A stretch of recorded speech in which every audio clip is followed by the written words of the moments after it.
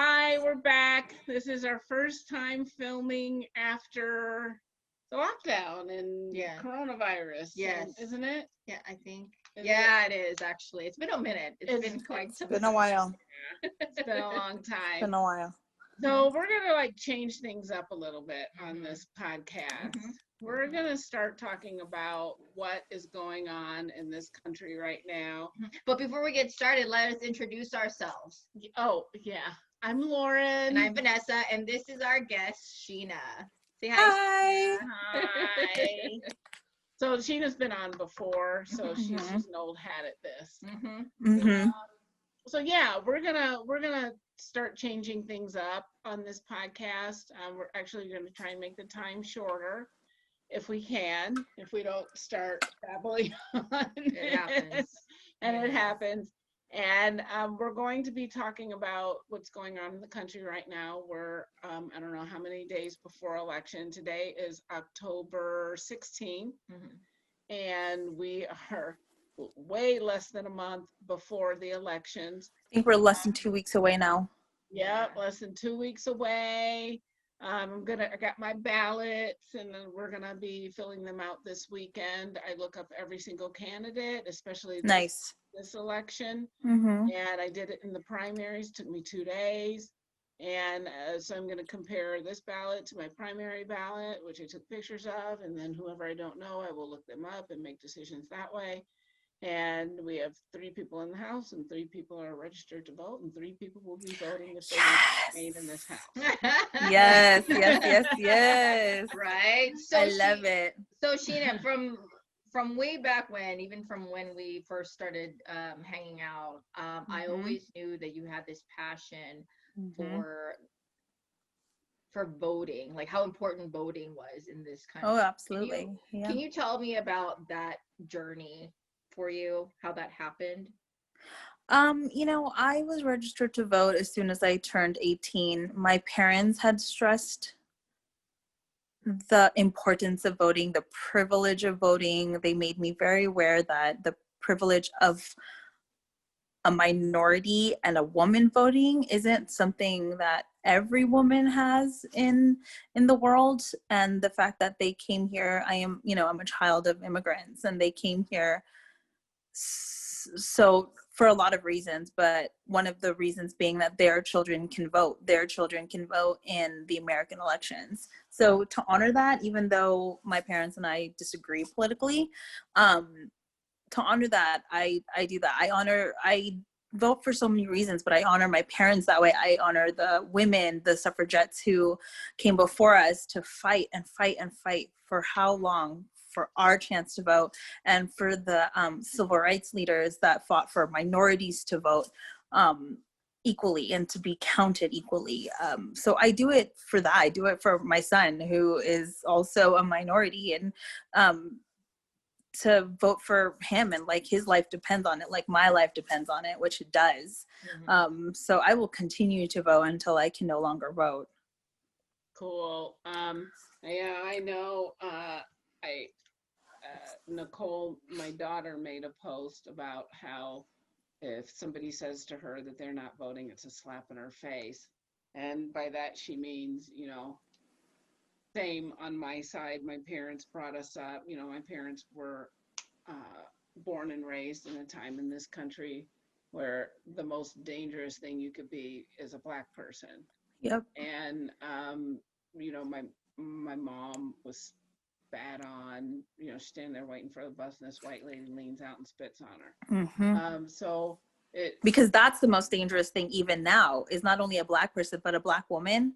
Most dangerous, marginalized population in America still. Yeah, well, actually right now, it's being a trans person. Oh yeah, is also is definitely most dangerous thing. Dangerous, very dangerous. But I've had people tell me that they're not voting because they can't figure out who to vote for, and I try to explain to them there's absolutely no reason on this earth that people of color don't go out to vote, especially Black people, because we built this country on our backs, literally, and people ask, you know, why do people protest and tear up their targets and stuff? They're not our targets. They're not our targets. You know, they're not our Walmarts. They're not our, we built this country and we're given nothing. And we're just slapped in the face over and over and over and over and over again. So we don't feel ownership in any of this stuff. And plus we're pissed. We're that angry.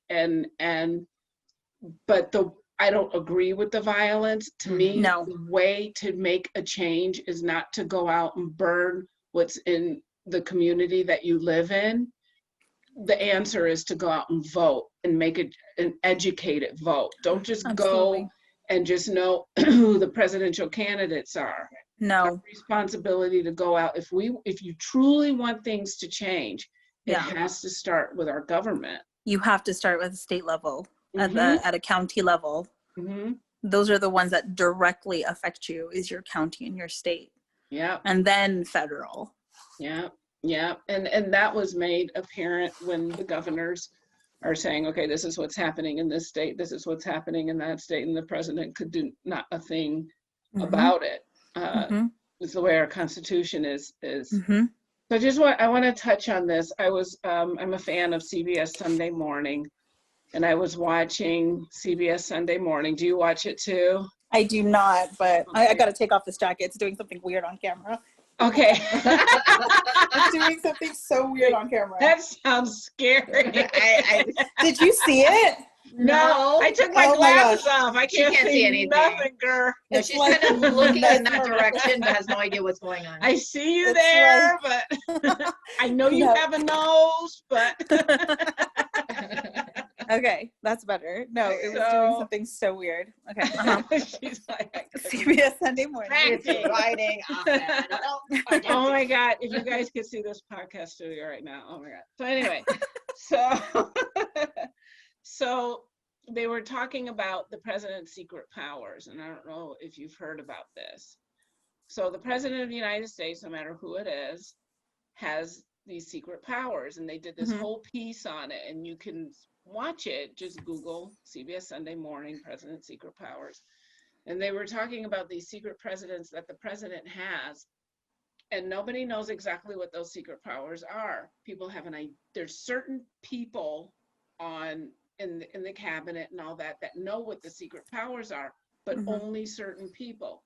And the president has these secret powers, and people are alluding to the fact that the president of the United States, under certain conditions, can change the Constitution of the United States.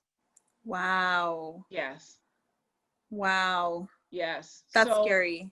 After this aired, Obama, you know, he doesn't come to the forefront much, but it was right around the time that John Lewis died, and he gave his eulogy, and he was giving another speech around that time. I can't remember what it was, but he began to elude, because it had aired on CBS Sunday Morning. He had started alluding to these secret powers, and he was talking about how important it is. He didn't say the secret powers in it, but he was alluding to it, how important it is for people to go out to vote, because he said, trust me. And he looked dead into the camera. He said, if this man gets another 4 years, it's not going to be good. Now, right now, our country is divided. It's in the most divided upheaval. The most divided I've ever seen in this country. Yes. Protests still going on, protests. So, and he's calling out federal troops to squash these protests. That's the tip of the iceberg of what he can do behind these secret powers. So I wish the media would have made a bigger deal about this, because this was weeks ago that they aired this. And I wish the media would have made a bigger deal out of it, because it would have not sexy enough. Crap out of it. That to me is so sexy. That this, I agree. The president of the United States can wield these powers, and then you consider who's sitting in that seat right now. Exactly. That's so scary. The damage he can do to this country is. Oh yeah, which he already has. Yeah. But he already has. think KKK how- has think- come out and actually backed him. The yeah, Taliban has actually backed him. but The Middle East loves him. if he can enact these secret powers that he has, and he has all these factions behind him, Mhm. we're in deep dog doo-doo. You Yeah. know, we're just in it, like up Yeah. to our necks. Absolutely. That's scary. you know, people just need to freaking go on, and it's happening. Mhm. There's at this time last year, 1 million people had voted. Now what is it, like 12 million Yeah. have voted? The same, not last year, last election. Mhm. Last election, yeah. Oh my God. I know what you meant. Uh, Long week. so yeah, so people are voting. Mhm. People are voting. I don't know how Mhm. they're voting, but people are voting. Black Mhm. folks are getting out and voting and not sitting on Mhm. their hands like they did last time. And that's why this man's in power. People are voting. And Yeah. like Steve Harvey said, we have to win by a landslide. So the We do. Electoral College doesn't. And actually, it came to my attention today. I was talking to my friend on the phone, and she told me that a law was recently passed that the Electoral College, by law, has to accurately represent the vote that is in their district. Like they have to cast the vote, whether it's like a majority of Democrats versus a majority of Republicans, Green Party, whatever.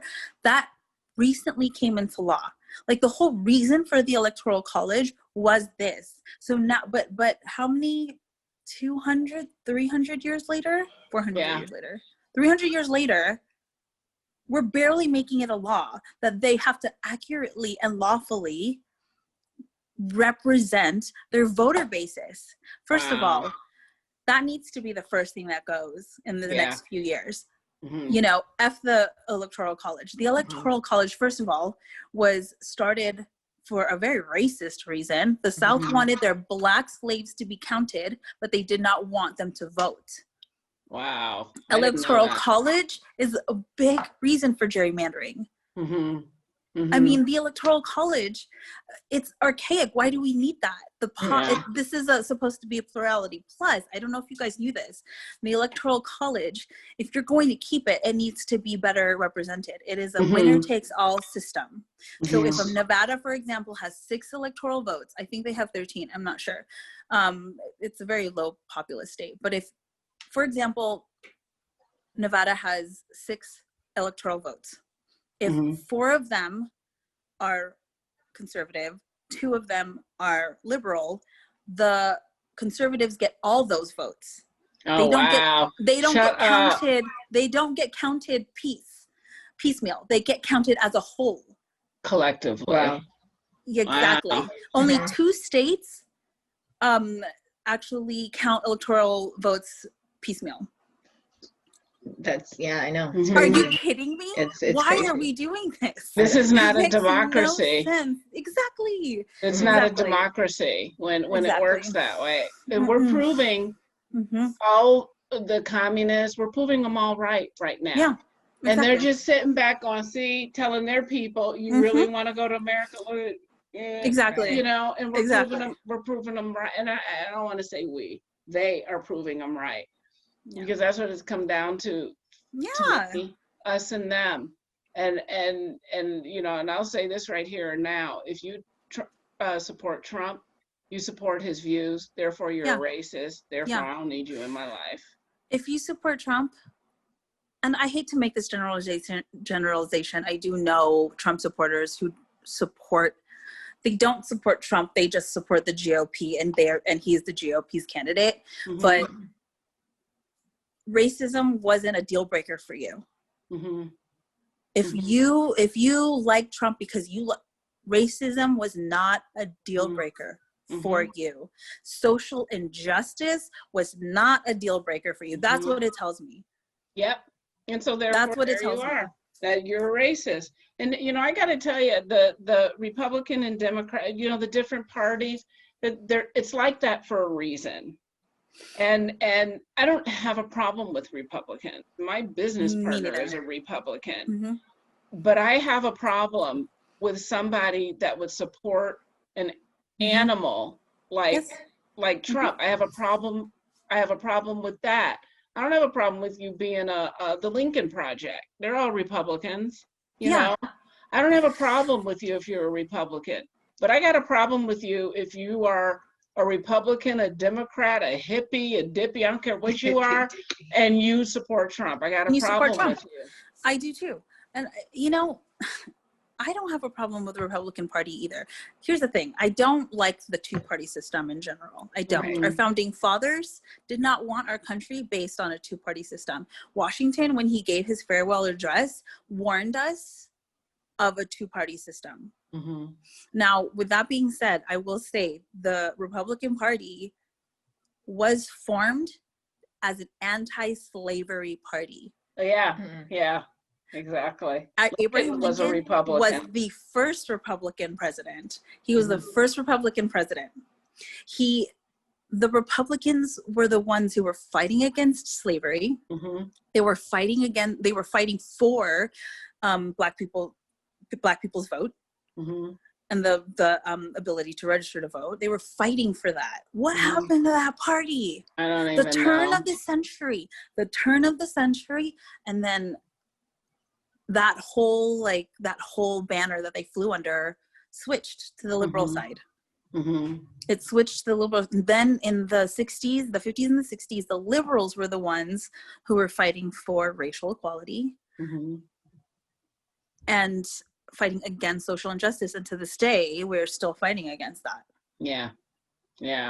You know, one of the things that I saw, I think it was earlier today, as a matter of fact, did you hear about the justice that they're trying to put into, confirm. Confirm, right? And I was watching this video about how this particular honorable, possibly soon to be judge, Justice Supreme Court, worse, yes, said something about sexual preference and how that's, that's a thing, like that's your preference. Mm-hmm. And then there was another individual, and please, stop me if I'm wrong, because I, my memory is not so good, but I do remember this other woman basically saying, this is, if you are saying that it's based on sexual preference, it's not sexual preference. These are individuals that were born that way. Yeah, we're born that way. Mm-hmm. And you're saying that these individuals will not have the right to, get married and taking things like that away. And they're rushing to bring her to that position because she is for, basically taking that right away. Totally. And rights of women. Yeah. Oh yeah. She wants to roll all that back. Yeah.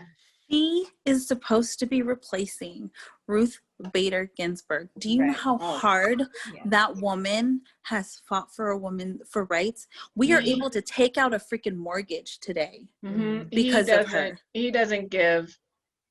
First of all, he doesn't. I just finished Mary Trump's book. He doesn't. He doesn't even understand. Not a fan of his. Mm-hmm. He doesn't. It is not in his consciousness.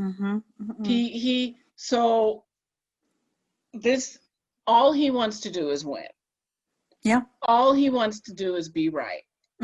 All he doesn't care who he is. And by the way, all these supporters of his, okay, he doesn't give a damn about any one. He went to the movies when his father, the day his father died, they called them all in and they said, this is it. You all got to come in.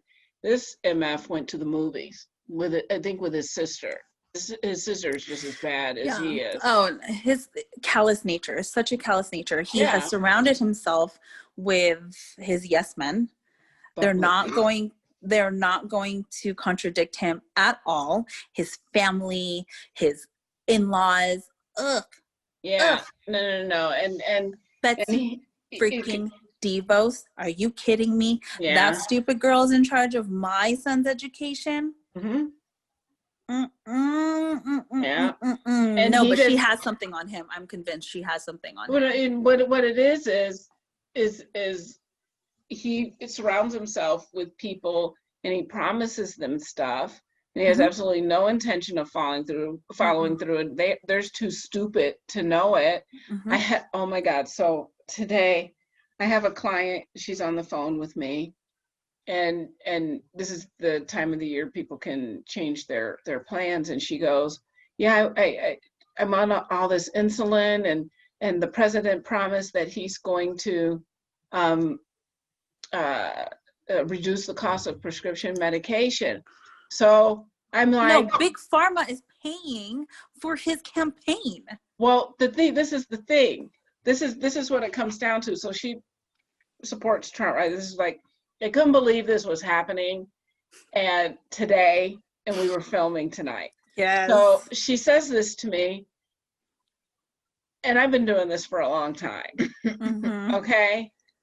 So I started doing this back when insulin wasn't this expensive, in the vial, okay, when it wasn't this expensive, okay. And then one year they take a tier 1 medication, it's still a generic, and they make it a tier 3 and 4 medication. So this is the trick, meaning the cost goes up. Yep, it was still a 700% markup since it started. It's not a markup. It's just they're just changing the tier. So tier 1 is like $0 or $1 or $3. Tier 3 is like 47. Tier 4 is like 100. And then so you take the retail cost of the drug, the portion that is discounted because it's a Medicare drug. Then you take what's left over, and the manufacturer and the insurance company are paying, and then the client is left with a copay. The copay used to be like 0, 1, 2, 3, whatever, and then they switched the tier of it. Now it's 47, 100, and then when you got somebody that's on other medications on top of that, and when you got somebody that's on 2 or 3 insulin, and crap starts to add up, then you've got other things that come into it. I'm not going to give a Medicare lesson here. So she says to me, she's on these medications, these are people that are retired. She says to me, the president said he's going to reduce the cost, blah, blah, blah. When does that start? She says to me. I said, and my friends they know me. And I said, try never. Yeah. I said, no, it's not. I said, that was a lie. Just so that you know, he lied to you. And here's one way he lied to you. Your insulin, she wants me to find her a plan or find me this program. So it doesn't exist. And guess what? Your insulin's going to be just as expensive next year as it is this year. And there's not one I can do about it. There's not another plan out there. There's nothing. She goes, oh, and so I guess the people that are destitute get the help. I said, yeah, because this is America, and people that are poor are supposed to get help. We're supposed to help them. We're supposed to help them. We're supposed to help them get through. So yeah, they get the help. But you that's making money and reject, you're not going to get the help. So your president, who you're going to vote for, this is just one example that he screwed you. Because next year it's not going to be any different. Right. So you're saying this to her. Yeah. And then what does she say? Oh. Oh. So she goes, okay, but can you run our drugs anyway just to make sure? Absolutely. Yeah. Same thing. It was the same thing. It's just like. So let's speak on that. I mean, there's obviously a great ignorance in our country with regards to, how the government works, just the voting system. Exactly. So go ahead and speak to that, Sheena. So that was actually a really good segue about, a lot of people don't know the difference between conservative, liberal, Republican, Democrat. A lot of people don't know the difference. Right. Because I don't like a two-party system, I identify with liberal. I am a registered Democrat because in this state, you have to be registered with one of those states in order to vote in the primaries. Okay, so for your viewers who don't know, and because when we started, I feel like a lot of us started voting because of a candidate rather than the actual, like, why we're a liberal, why we're a conservative. So the big differences between a conservative and liberal. Conservatives are all about, there you go. there we go, are all about smaller government. So they like a stronger state power. Liberals or Democrats are for a stronger federal government. Democrats believe in community and helping and paying taxes towards the community. Conservatives and Republicans, they believe in paying for the individual, focusing on the individual, which means they're good at business, which means a lot of the 1%ers are conservatives because it very much, helps them on social issues. A lot of people vote because of social issues. I vote for social issues. If I just wanted to vote fiscally, then I would have voted conservative. But social issues, for the most part, and I won't say this generally speaking, but for the most part, when you vote liberal, you vote for reproductive rights, you vote for gay rights, trans rights, all those where it's community. Conservatives are conservative about that. My mom, who I will never actually show this podcast, and I did show her the last one. When she found out, I will never forget this, we were in public, a restaurant out here. My mom found out for the first time that I was a registered Democrat. She's like, "Oh, you like killing babies?" And I'm looking around like, yeah, I do. That's what I do on the weekends. Because that's really like the type that's so where we come from. Ignorant. That's so ignorant. Okay, because there is, I hate the terms pro-choice, pro-life. Because if you're pro-life, what's the other side? Pro-death? Right. Yeah. Right. That is so misleading. Right. Just because you are pro-choice doesn't mean you're like, yay, abortions. We just want to give you the choice. Yeah. Right. It's not my We body. just want to give you the choice. Right. We don't want white men making laws for us. Right. Right. So, again, the Republican Party used to be so good. And, it's called the GOP, the grand old party, right? Because it is an old party. The Democrats, the Democratic Party is an older party, an even older party. Andrew Jackson was the first.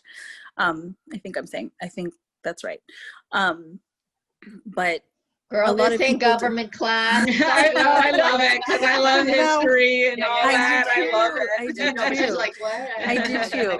So a lot of people don't realize what they're voting for. A lot of people don't realize they are only voting for either social issues or the representatives. And I think it's important that we do know the difference between, and then also, conservatives have a conservative interpretation of the Constitution, where liberals, we have a more progressive, because that's what has happened in this country in the last 2 years. We've been progressing. It should be translated progressively.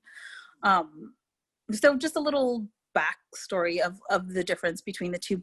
And then segueing into that, I find that, and I was actually telling my therapist, because I was so frustrated over this, that maybe we needed Trump. Maybe we needed Trump because a lot of people, sis, you included, right? Before, you didn't talk about politics. You didn't I just remember going to breakfast with you and Matthew and I were like getting heated over something because we are of the same thought. And you were like, I don't know it. But I feel like this has turned you into more politically aware and how it affects you as a minority, as a woman. You're a double minority, as, in your field of work. My friend who was a conservative, who's gay, and I never understood, I feel like that's such a contradiction, but she has completely changed sides, and she is definitely voting all blue now. And I think maybe we needed that. Maybe we needed this wake up. Like, this is the most divisive 4 years that I have ever witnessed in this country. And I lived in LA during like Rodney King.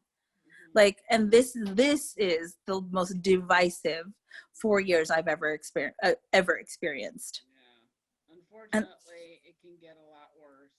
Yes. It's been a lot worse. Yeah. And it can turn that way super duper quick before we even know it. And I mean, we came close this summer. It got, oh my God, it got close. It got really scary there for a minute. Yeah. Believe me, race riots can turn into civil war in 2.5 seconds. Yeah. Flat. Absolutely. And that's what we were having. People didn't want to call it that, but we were having race riots. It was. We went back years.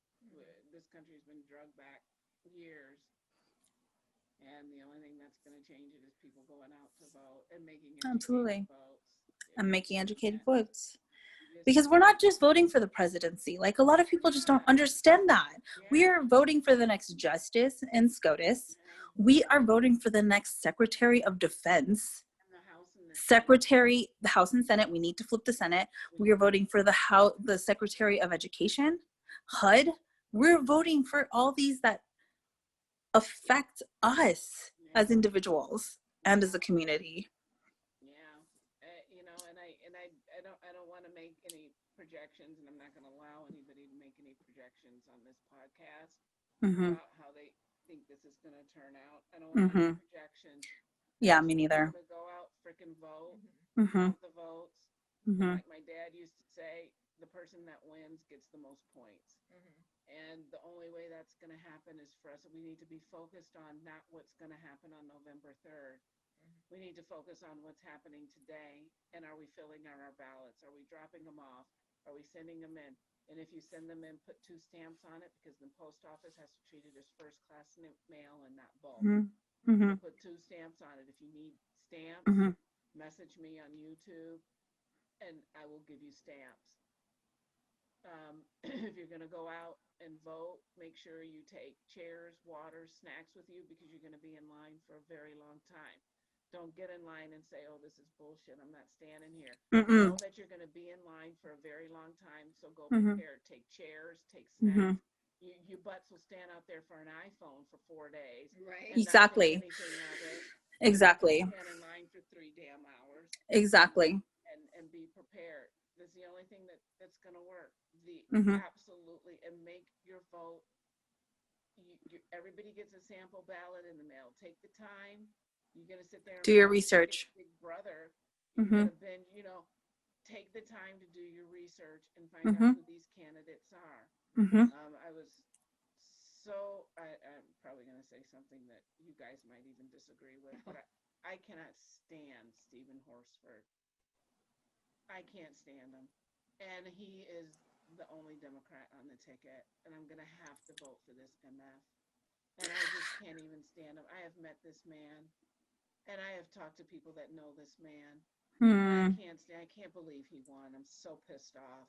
But I didn't vote for Sisolak in the last election, and I refused to. I did not. I just know that he has done awful things to our natural resources. He has allowed the building of closer into Red Rock, closer up Mount Charleston. Like, we're losing those resources. So environmentally, no, I just couldn't do it. Yeah. I left it blank. But he kept us safe.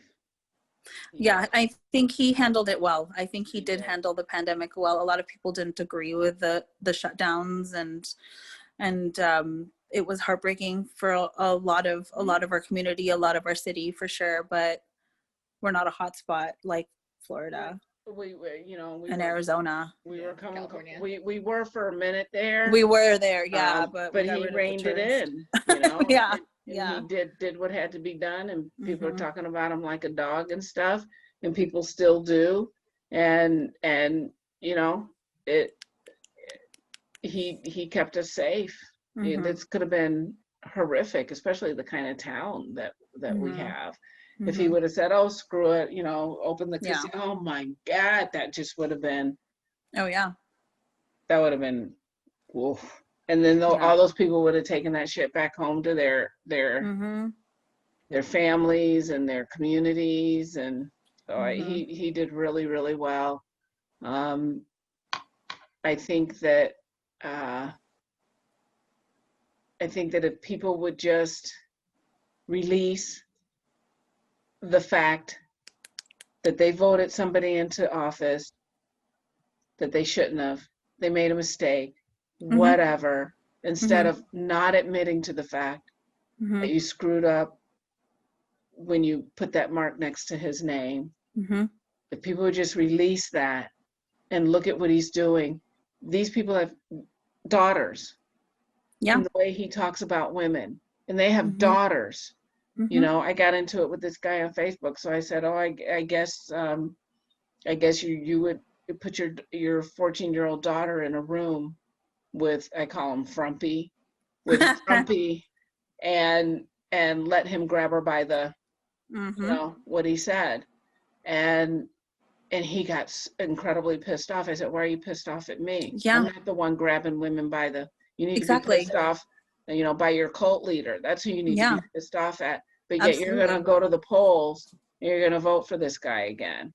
Mhm. I feel, I pity you, and I feel very, very sorry for your daughter. For your daughter. Yep. Well, I find it really interesting that, most of the time when you're looking at, this campaign trail, you'll see a variety of different ads on Mhm. TV or on the web, right? Mhm. You'll see the ads where the actual candidate is saying, vote for me, blah, blah, blah, blah, Mhm. blah. Then you have the, like, don't vote for the opposing Mhm. party. Mhm. And I think, like what you said, I Mhm. think at the end of the day, we really need to focus on what we want, Mhm. right? Mhm. What do we want as a country? Who do Mhm. we want to, represent us? Mhm. Would you be proud of the individual that you voted for to represent us as a whole?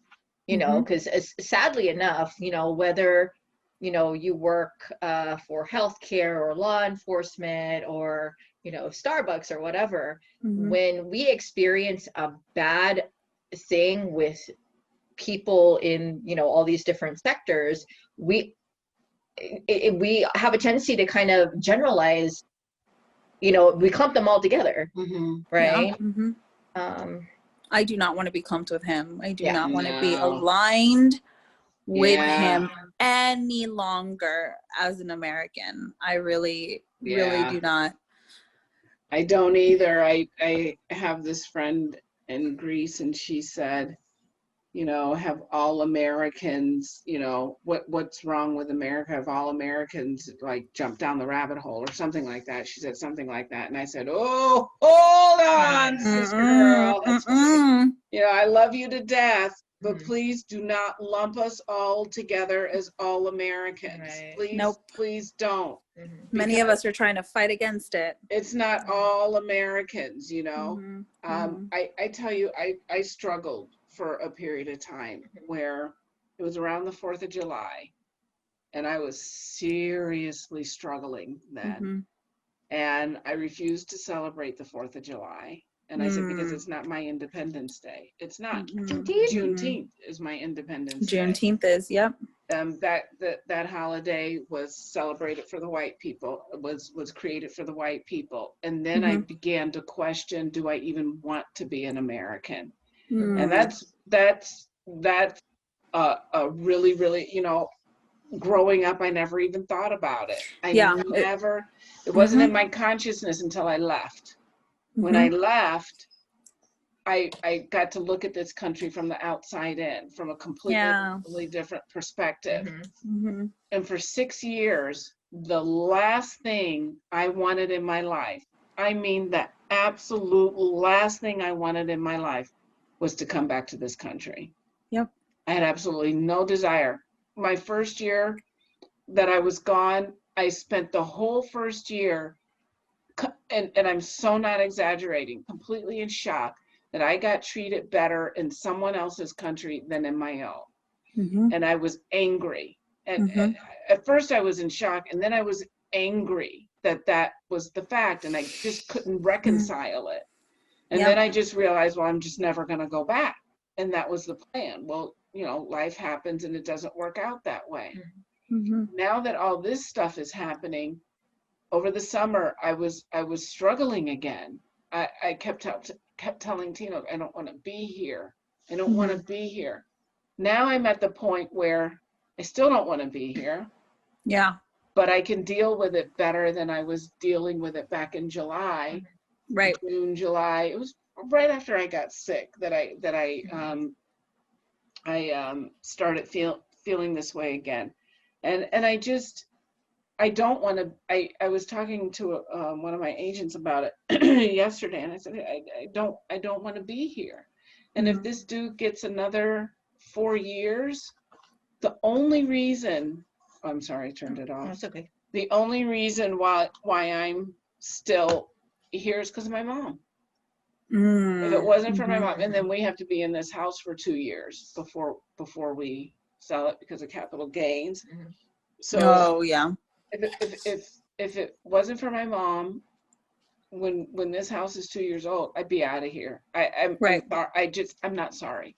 It's just come to that for me. There's other places to live that the quality of life for a Black person is so much better than it for is any person. Yes, for a woman, for anyone. You know, and you know, but now I deal with it a little bit better. I do have moments when I'm like, I just can't. I just can't. This is not my country. This country is, to me, at this point in time, it's a third world violent place to be. And I hate it. And I hate it. And it's just something that I truly struggle with. You know, right now I'm okay. I can deal with it. You know, I own a business here, you know, and I've worked hard to have that business. But I don't care. I don't want to be here. I care, but I don't care. There's times when I really don't care, you know? No, I'm completely with you. I mean, my dad has raised me with the notion that America is the greatest country in the world. And compared to where he's from, the Philippines, I can see why he thinks that. I mean, he's wanted to be an American since he was 6, he told me. Like when people were thinking, you know, I want to be a doctor, I want to be a lawyer, he was like, I want to be an American when he was in this like provincial life. But growing up, and I'm looking around and I'm like, why do we think this is the greatest country? Because of the rights we have? Other countries have those rights. The Netherlands have the same exact rights than us, but they have stronger gun control. They have universal health care. I believe Netherlands or Germany, I forget which country pays for college tuition. We are writing, my generation is covered, buried in student loan debt. And it's not getting better. It's not getting better. Anytime the government holds hands with privatized institutions, they start owing them. And who are they getting their money from? From us. We are being buried in student loan debt. I am 36 and I do not own my own house. By the time I was 36, my immigrant parents had their house for years, had owned their house for years, because since then the market has gone completely crazy. Since then, housing market is crazy, debt is crazy. You know, this isn't the greatest country in the world anymore, and I can't be so naive to think that. I won't be. I refuse to be. I have to be more educated than that. I have to be. Yeah, and it hasn't been for a very long time. For a long time. Long time. I mean, Yeah, Netherlands, you're speaking my language. That's one of my places. Yes. Yeah. Yeah, I'm totally obsessed, and I just, you know, and I'm happy to hear that. I'm not happy that you feel that way. Right. I'm happy because You understand. I thought I felt alone in this, you know, and I thought about No. doing a video about it, and I still might, but You I absolutely should, especially since he is riding on the coattails of "Make America Great Again." Keep Yeah. America great. That's his campaign like slogan now. Are you kidding? This is the worst it's been. Yeah. Well, in my exactly. lifetime. I won't say it's the worst, but I love this when he says, on that note right there, I love it when he says, you know, Biden's America is going to look like this. And he starts showing scenes from riots that are happening in his administration. In his administration. And his base, the idiots are like, yeah. It's like, stupid. This is happening now. He's in charge. You dumb. Yeah. You. Absolutely. And my son actually, back to ads, my son actually brought up a point where, because he's 16, so he's on YouTube a lot, and I haven't seen these ads, but he's saying he doesn't like Trump's ads because Trump's ads are all about against Biden, and Biden's ads are all about for Biden. What's the difference there? Like, right. he doesn't have a strong campaign, so he has to attack them. The opposing party. Yeah.